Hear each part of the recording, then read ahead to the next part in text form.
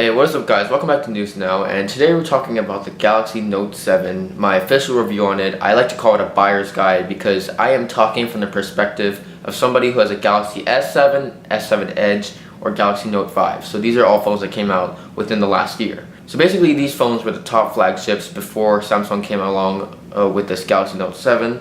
So let's talk a little about it. So first of all, it's available for pre-order right now.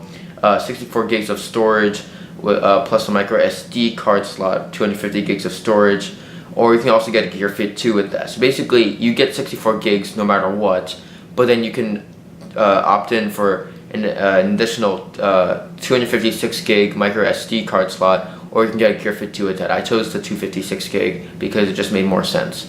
But yeah, I used the Galaxy Note 7 for a little less than a week, and here's my full review on it. So basically I recommend getting the micro SD card slot because you should watch a lot of movies on this. The screen is amazing. So if you're going to watch movies on this, plan to have a lot of storage on board.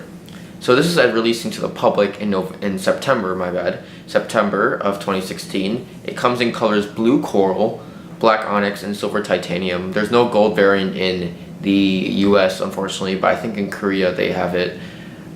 So what are the new features? So the new features include IP68 dust and water resistance, a 12 megapixel camera with increased focus pixels like the Galaxy S7, S7 Edge released in February of this year, a dual edge display which is new to the Note lineup, a 64 gig of base storage, and it's actually the only storage option you can get if you don't count the micro SD card slot expansion, a more precise S Pen which we'll talk about later, an iris scanner which we'll also talk about later, an HDR supported display, meaning you can view HDR supported content on your phone and it looks amazing like I said, and a 3500 milliamp hour battery which is a 17% increase from last year's Note 5 which had a 3000 milliamp hour battery if I'm correct.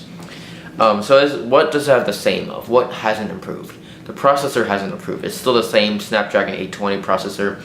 I was hoping they would show the 827 or 830, but I guess not. 4 gigs of RAM, which hasn't changed at all. I was hoping for 6, but I guess that's coming with the Galaxy S8.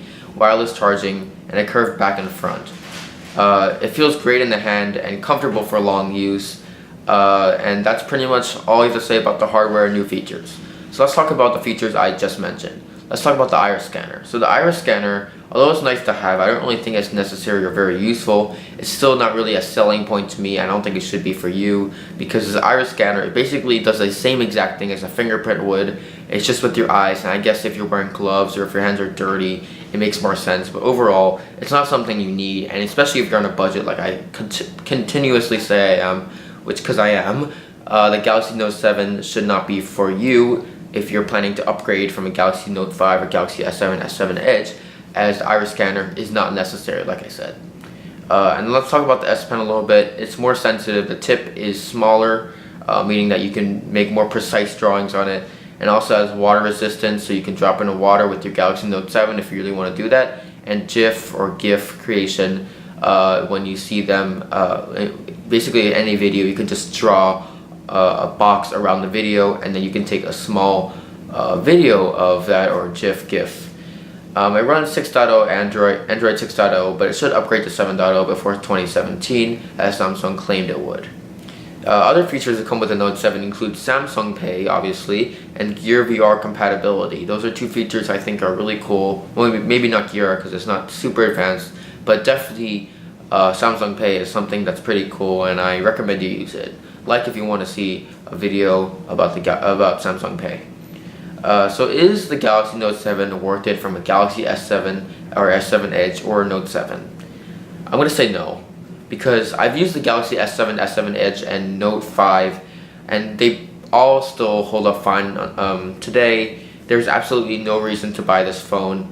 There's nothing the Galaxy Note 7 offers that the Galaxy S7 doesn't already have, besides the iris scanner, pretty much, which is a gimmick, like I said earlier. So if you're interested in another buying option, there is the upcoming HTC Sailfish and Marlin, which is currently being leaked a lot on the internet. So I made a video all about that. You can check it out right there by clicking on that card.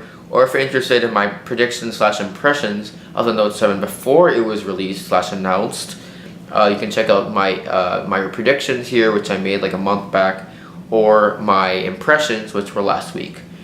But if you're in the market for a premium smartphone and you're a business professional, meaning you use it a lot for business and multitasking and things like that, I say get this Note 7 when it comes out this fall, because it is really not gonna fall short of anything you want it to do. It's honestly a great phone. I just don't think for people on a budget it's necessarily the best buying option right now.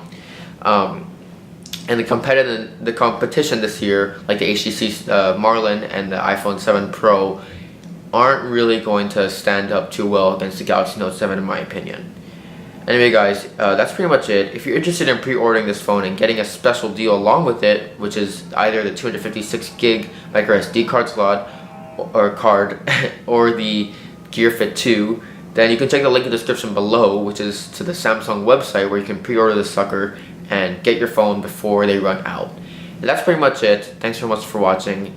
I'll talk to you guys later.